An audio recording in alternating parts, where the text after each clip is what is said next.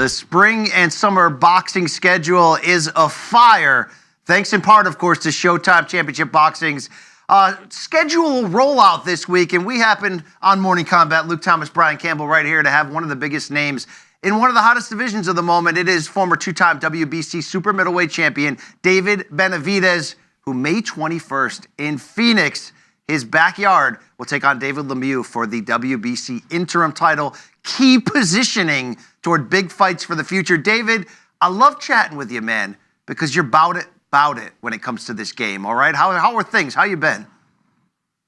I'm doing great, man. You know, right now I'm in training camp for my next fight on May 21st. I'm in San Diego. You know, I've been training for about 2 weeks already, so I feel amazing. You know, it's another opportunity for a WBC interim title.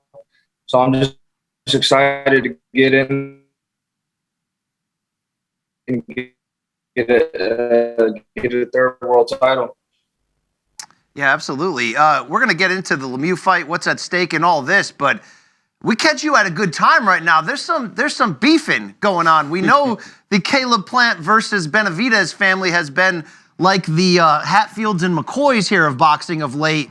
It looked like there was public negotiation of maybe a fall, super fight of sorts between you two, a grudge fight. I got your dad on social media talking trash. I got Caleb calling you fat. Where do things sort of stand on this right now with you versus Caleb Plant? You know, we're just seeing where it goes from right now. You know, I would love to fight Caleb Plant. You know, it's a fight I've been wanting for a long, long time. You know, but I feel like Caleb Plant, he just does a lot of shit talking. He's not really about it, you know. Like I said, I'm sure the WBC, they would have loved to make that fight happen, me versus Caleb Plant on May 21st. But hey, the fights aren't happening for a reason. You know, I'm more than willing to fight anybody, but Caleb Plant just likes to talk all that shit, but he doesn't really like to, get these fights and get the fans what they want to see. What did you make of Plant's performance against Canelo? I mean, he got knocked out. There's nothing else to say. He got knocked out.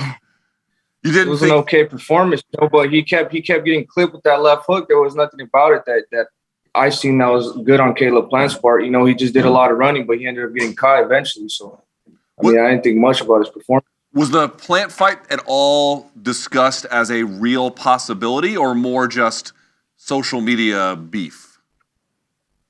Well, no, we called Luis de Cubas. You know, Luis de Cubas handles both of us. You know, he handles my fights. He handles Caleb Plant's fights. So, I mean, the fight could have been made. Now I hear that he's about to fight Anthony Durrell, which is somebody I knocked out already. So, I mean, it doesn't really make sense. He wants to say all this stuff, but like, we're willing to fight. You know, I'm willing to fight anybody. Why, if he thinks he could beat me and I'm such an easy fighter to beat, why would he go to the route and take Anthony Durrell when he? David, look, I want to talk Lemieux. I want to talk a lot of things, but man, us media members, we love a good beef. I know, like, you've covered this before, but what the hell is the issue between Caleb Plant and Team Benavidez? I mean, honestly, he's just a bitch. That's all he is. You know what I mean? He thinks he's the best fighter in the world. You know, he thinks he's the second coming of Mayweather. He's not. He's not good at all, and he just thinks he's better than everybody. And it's just I don't like fake people, and I know Caleb Plant for a long time. He's just the fakest person I've ever met in my life. You know, so I just don't like him. You know, I would love to get in the ring and break his mouth, and that's it. There's nothing more to it. Well, there is videos floating around of you guys having, an argument in a gym in the past. And I saw some comments from Caleb on social media of late with him basically saying, look, I was the Chewbacca. I was the guy that was about it in that gym, and your team backed off. Oh, okay. So let me tell you something about that. If there was three of us there, he tried to sucker punch my brother. He slapped him, and then he hid behind his trainer. You know, my guys took care of his trainer, beat up his trainer. So what would happen if all three of us, we would have jumped Caleb Plant and we would have put him in the hospital? What would they have said now? Oh, yeah, Team Benavidez, these people, they just go in there, they jump everybody, this and that. I mean, if we did, you know what I mean? But if we really wanted to, we could have put that little boy in the hospital, but we didn't, because I already knew the game little Caleb Plant is trying to play. The day after that happened, Caleb Plant went on a big-ass rant and talked about, oh, yeah, I can't believe it, the father, they'll let, people come up to us and record this and that. So that's what I'm talking about. Caleb Plant is fake. He just uses everything, for, against everything. He acts like he's a freaking gangster, but he's not. At the end of the day, he's a little kid. All right, well, let's talk about May 21st because this is an important fight against David Lemieux, former multiple-time middleweight world title challenger and champion. He's up at 168 pounds. You got the interim title at stake in the WBC. No shortage of big fights that can be made against anybody if you get this victory and get right back into that title picture. What type of challenge at this point in David Lemieux's career, always known for that one-punch knockout power, do you expect? I'm still expecting David Lemieux to be sharp. He's not that old. And if you look at his age, I think he's like 32 years old. He has a lot of experience. So I'm going in there, I'm taking this fight like it's the hardest fight of my life. I'm preparing myself mentally and physically. And I'm gonna be ready to go to war, for 12 rounds. Whatever David Lemieux, poses a threat to, I'm gonna just be in there trying to counter his hooks. I'm doing a lot of head movement, but I'm working a lot of the jabs. It's the same game plan for me. Break him down with the jab, then go in there and trying to break down the distance, go and try to get him to the body. So I'm trying to go in there and stop David Lemieux. I feel like there's only been 2 other people to stop David Lemieux, so I want to be the 3rd person to stop David Lemieux. In terms of your 2022, right? You got this David Lemieux fight on the 21st of May. But the rest of the year, if I had to talk to you in 1 year's time, what would you have hoped to have accomplished aside from the David Lemieux fight? Well, my main focus right now, I'm not even going to talk about Canelo because I feel like that fight is not going to be, it's not an easy fight to be made. Especially Canelo, he says, he doesn't want to fight he doesn't want to fight the number 1 contenders. I've been number 1 in the WBC for like 3 fights already. So him saying I have nothing to offer him, so we're just going to forget about that fight completely. But now, I'm more focused on Caleb Plant, Boo Boo Andrade, and whoever comes up to 168, honestly. I heard Charlo was going to come up to 68, last year, but he didn't end up coming up to 168. So, I don't know whoever. I'm just trying to make the biggest fights possible. The WBC interim title, that's the biggest fight on the table right now for me. So I'm very excited. I'm really motivated to get that belt. So, after this fight, I want to get either Bubu Andrade or Caleb Plant. Do you feel like your contemporaries you must feel like are they ducking you? Do you feel like no matter where you go, you have to take the harder path because the guys who you would prefer to fight against, they just simply won't say yes? I definitely feel like, I'm casted out right now. I've been trying to get these fights for a long, long time. And everybody, all these fighters now, it's 2022, everybody acts like divas now. Everybody acts like they're the A side or they want more money or it's this and it's that. It's crazy, man. I think that's why I respect the UFC so much because everybody in the top 10, they fight each other. They all fight each other. So why can't boxing be the same? I just really want to get in there in a fight. And I want to prove to myself that I'm the best in the world. But how am I going to do that? And how am I going to get the respect from the fans when the top 5 guys, they don't want to fight? Or the guys, the big names there, like Charlo, Caleb Plant, everybody else, a lot of them always got excuses, and I feel like it's just holding boxing back as a sport because nobody wants to fight each other. Well, so it is a little frustrating, but what could I do? I think that's fair, and I get what you're saying. Look, I want to talk about Canelo because he didn't choose to fight me, and politically, at least for this year, it looks like Canelo's got 2 major dates wrapped up elsewhere. But you were in that running. Canelo seemed that close to announcing Jamal Charlo in the spring, and in theory, September Independence Day weekend, probably Las Vegas, all Mexican crowd, all action. And look, David, if we're being honest, and we're both big fans of your game, and my partner Luke Thomas says it every time he can. If there's somebody out there at 168 or, 175 or 160 or anywhere who has the perfect game, mindset, size, and skill combination to give Canelo his toughest challenge, dude, that's you. Respect to Billy Joe Saunders or Caleb Plant for the styles or the chances they brought to the table, but we feel like you're big, you're hungry, and you're a badass. When Canelo chose the opposite path, the DAZN, Dimitri Bivol, maybe Triple G path, as much as I'm not here to question Canelo because he typically always fights the best, he was turning away from 2 contemporaries, unbeaten guys, Charlo and yourself, potentially in his own weight class, who he hasn't fought yet, who he hasn't beaten that challenge. Did you feel, I mean, disappointed would be the wrong word because it's a master payday, but did you feel like maybe he didn't live up to his word of always trying to dare to be great and fight the toughest challenges available? I mean, I just felt like, honestly, I really didn't understand it because Canelo, you know, obviously he's a businessman and everybody talks about payday, but the one who's really making the biggest payday is Canelo. And right here, when he was fighting with us in PBC, you know, he was making over $100 million. You know, Luis de Cubas told me that they offered him $55 million plus pay-per-view. So, I mean, it just doesn't make sense why he would take less money and go the other route. But I mean, I'm not here to criticize anybody. You know, I mean, I'm gonna keep doing what I'm doing. If that's what he wanted to do, then that's the option that they chose to take. You know, so I mean, but I was a little let down. But hey, it's fine. You know, if it doesn't happen this year, next year, you know, I'm still 25 years old. I still can build my I can build my resume. I can do it my own way. I can go to all these PBC fighters and then I'll make my own route. You know, but when that fight does happen, it's gonna be massive. So I'm going to be extremely ready for whenever that comes. How do you think that Canelo versus Bivol fight goes? It's not going to be an easy fight because I know Bivol firsthand. I used to work with him. You know, he's a great fighter. You know, has a really extensive amateur career. You know, he's had over like 300 amateur fights. And he has a sneaky right hand. You know, he's really powerful and he moves a lot. So, I mean, I feel like it's going to be a good challenge for Canelo. I say, like, I never want to get into it. I always say it's 50-50 because you never know what a guy is going through. You never know what his motivation is. So, I mean, and I feel like Bivol has a lot on his plate right now, so he's really motivated. So, I don't know who's going to win that fight, but it's going to be a really good fight. You must be excited to be back in Phoenix, right? I mean, I realize right now that you're in training in San Diego, but going back home and being the hometown guy, a lot of fighters say they love it. A lot of fighters say it actually adds a little bit of pressure. Where do you thread that needle?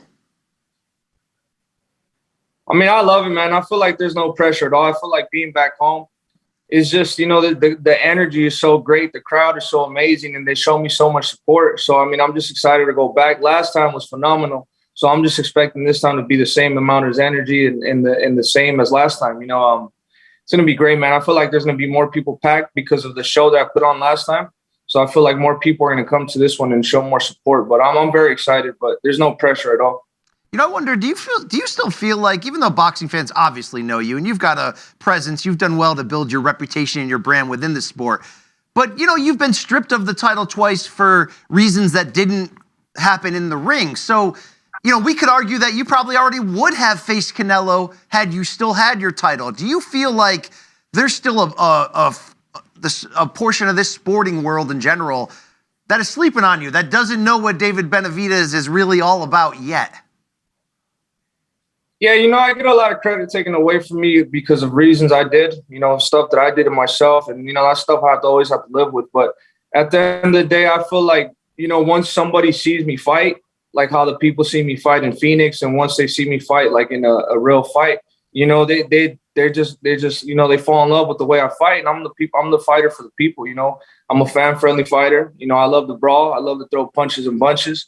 So I feel like, you know, once I get that opportunity, once I get that Canelo fight, you know, I'm going to become a massive star because, and what is there not to like? You know, a person that just goes forward, trying to knock people out, and they can throw a lot and has stamina to go all night. I feel like I'm definitely going to be a fan-friendly fighter, you know, for the rest of my career. One way to get a fight, and this is kind of already happening with the Plant situation, but I guess what I'm asking is, you have seen fighters really lean into the social media beefs, really lean into the media days, and try and angrily, or however you want to describe it, use the media and use social media as a way to just generate as much attention for themselves, and often in ways that can be awkward or weird, but does work in the end. It gets them what they're looking for. But some fighters we talk to are just not willing to do that kind of a thing. How do you position yourself? What do you feel like you have to do to get a fight, and what are you willing to not do to get a fight? I mean, on the Instagram beefs, to be honest, I don't even really like to engage in those stuff because I really don't even like to waste my time. You know, a lot of the time these people, they just talk a lot of stuff, and like I said, like what's going on, the fights never get made. So I just waste my time. Now we both look like, you know, jackasses talking shit to each other on the internet. But, you know, whatever it takes, bro. I'm a quiet guy, but once somebody gets me started, I don't stop. So, I mean, I don't mind it. So it's whatever they want to do. But you know, I'm comfortable with that, with whatever. But with respect, David, knowing how tough you are and that you back it up, is there a part of you that's sometimes wondering, Canelo made his choice, but do I got to get in front of him, in front of cameras, and, you know, call his wife a bitch or something? I mean, do I have to go to that level to get this guy to have a reason to take on the challenge of me? I mean, we'll see. We'll see in the next. I mean, I'm not really that disrespectful like that. You know, I kind of leave the family out of it, but we'll see where it takes us. If we can't get the next fight in the next year or so, well, we'll see what we have to do. But yeah, we'll see. All right. When I have we get a lot of MMA fans on this show, and a lot of times when we give them a taste of boxing, right? When we say, hey, David Benavidez is fighting May 21st, you got to watch it, and they watch it and they're entertained. They say, oh shit, how do I watch more? Who else should I be watching? I like to say, why don't you go in the Google machine and put on David Benavidez versus Porky Medina and see maybe boxing's first 37 punch combination knockout in the history of organized life. David, that was an earlier fight on your rise to the title, but I feel like people got to stop you in the grocery store and still bring it up. I don't know. Could they make that an NFT these days, Luke? Probably could, this just, dude. What do you think looking back on that moment? Because it's sick, man. I mean, it's just perfect. The perfect opening was there, and you delivered. I mean, that was definitely a time in my life that, you know, I was coming up, and, you know, I basically had the world in my hands, and, you know, I was just very motivated. I was definitely really motivated to make a splash in the sport. And, you know, I seen the opportunity, I took it. And Porky Medina at the time, you know, he was an extremely rough fighter. He was a hard fighter. He had a lot of experience. So, I mean, I'm hoping to have the same result against David Lemieux, because David Lemieux is the same type of fighter. You know, a fighter that goes forward, a fighter that leaves himself really open. So I feel like I could do the same. But like I said, it's in there. Well, I got a lot of speed in me, you know, and sometimes it just takes that split second to make the perfect combination. And, you know, that's just what happens when you work hard sometimes. You know, greatness just comes out of you. Luke and I here we're not like you. You're a world-class athlete. We're washed dads. Yep. We got like guts, and I ate a lot of hot dogs in my life, so I got a bad liver, to be candid with you. But I respect that. As a kid, you know, you were like us, and you turned it around and became a in-shape world champion and a star. But when you have what they call a fat day, like after the fight's over, and you're like, yo, no one's looking, I'm out of training camp, I'm gonna go to Whataburger and I'm gonna do about $26 of damage. What's your go-to? If you're, you know what I mean? If you're gonna be about that life, what are you going after? Yeah, what's the cheat meal? Oh man, this is my talk right here, man. I like after the fights, I like In-N-Out. I like Fat Burger. And I love myself a celebration dinner at Ruth Chris, bro. Ruth Chris is amazing. That tomahawk steak with that seafood platter, that's where I do damage. Would you admit, David, that men who get steaks well done are like soy boys and shit? You know what I'm saying? I don't know how you chew a steak well done. Yeah. It feels like a piece of freaking tire, to be honest with you. Yeah, no. Well, you got to put if the steak is well done, you got to put the A1 on top. Not that I do this, but because the flavor's gone, right? You got to leave the flavor in. If you cook it out, you got to put shit back on top. I think if the steak is well done, you have to throw it away in order to use it. That's a real man right there. That's a fair point. Let me give you one more question from my side, then Luke can close up. If you had to pick one in terms of your goals for the rest of your career, and I know it's all of the above, but what if you had to pick one? What is most important to you? To make the most money you ever thought of to keep your wife, children, and next generations happy, to be the biggest star in the entire sport and cross over into the living rooms of general society, or the third option, to have the best reputation and glory and championships won and pound for pound recognition? Which one means the most to you? To be honest, the third one, you know, to have the best reputation, to be the best in the sport, and, you know, just to become the best of my generation. But then I would say the second one would have to be, you know, making more money and taking care of my family for the rest of our lives. You know, I really don't care about being a star. I really don't care about any of that. You know, I just want to become the best, do what I got to do, and take care of my family. Okay, but let's say that me and BC, which we don't have any money, but if we did have money and we cut you a $100 million check, a Canelo check, right? Something like that. Yeah. Okay, you're going to put some of it away. Someone's going to go in savings. You might put some investment. How do you use that money for fun? What's the one fun thing you do with that money? Yo, steaks and burgers, Yeah, bitch. All right, apparently, yeah. Yeah, I mean, I just my last fight, I went to the Maldives with my wife. You know, I love to travel a lot, so I feel like I ought to go see the world with my family. That would be one of the main things I go do. I love that. I like that idea. I like that a lot. All right, final question here. David Lemieux, May 21st. We can't wait for this fight. You'll be the WBC interim champion. Hopefully one day you will be knocking on Canelo's door and say, I'm coming for that belt. What does that fight look like, dude? When you imagine it, right? Because let's not, I mean, look, Canelo's... Everyone visualizes. Canelo's no bitch. It's going to be the toughest challenge of your career. It might be the toughest challenge of his career if things go right for you. What does that fight look like? With my hand getting raised at the end of the night, you know, I will do anything to go in there and get the victory. You know, I know you're gonna have to go through hell and you're gonna have to go to war to get the victory, but I'm more than willing to do that. Damn, put that in Azteca Stadium in Mexico City. Come on Break now. Chavez's record. Come all on right? now. I'm about All right? it. I'm not just some fat guy. I could market and distribute fights. Okay, you're also All right, that's the end of the interview. David Benavidez, it's a pleasure to chat with you. Can't wait to see you. Showtime, May 21st. Another big outing, another title at stake. Best of luck in training camp. Can't wait to see it. Can't wait to see your return. Really looking forward to it. Thank you, guys. I appreciate you guys inviting me. Thank you so much. There he is, David Benavidez.